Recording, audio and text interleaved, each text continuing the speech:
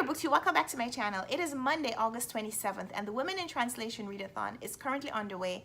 It started on Saturday, August 25th. That means today is day 3, and I neglected to post my TBR video because I filmed it and tried to edit it, and somehow my voice and the pictures don't align.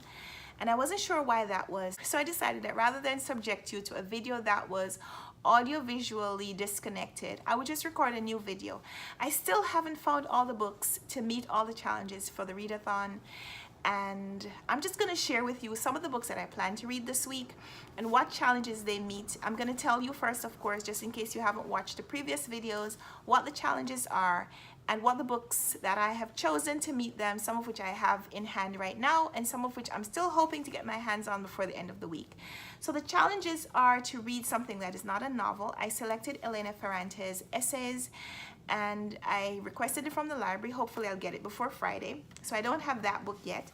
The second challenge is to read a book about childhood, and for that I have Elegance of the Hedgehog by Muriel Barbary. This is about a 12-year-old girl, so I hope that this book is about childhood in general, but just in case it's not, I also have a tiny children's book that was also written by Elena Ferrante, which is The Beach at Night, and this is small. I could read this today. I probably will.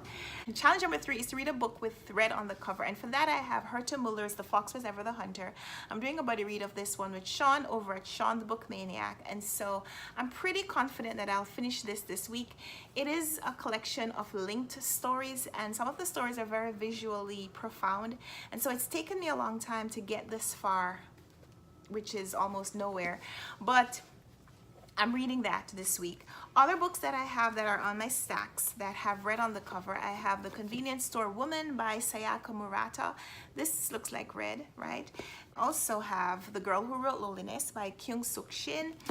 But if you're talking about red, this looks like maroon. The Court Dancer by Kyung-Suk Shin also seems like it has red on the cover. That looks like a maroon. And there's some red writing on The Bridge of Beyond by Simone Schwartz-Bart. So I have no end of options for books with red on the cover. Red seems to be the color of choice for translated fiction.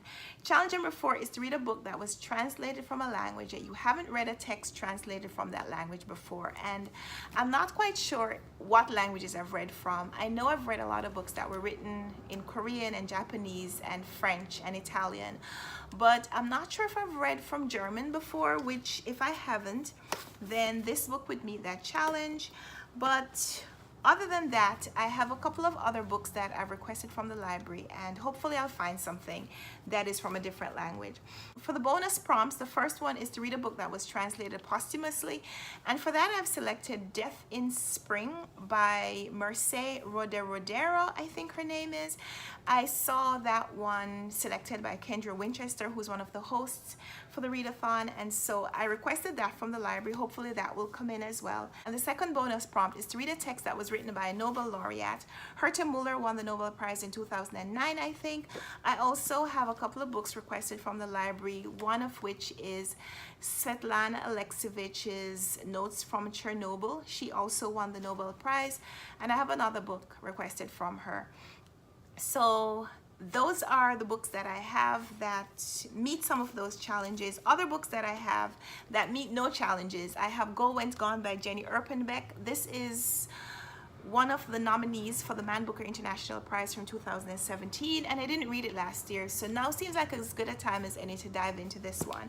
So these are the books that I have on my sites for this week. I won't be able to finish this whole stack, but I'm gonna try. I'm gonna try to read as many books that were written by women in another language and translated to English, as many of those as I can before the end of August, just to celebrate Women in Translation Month.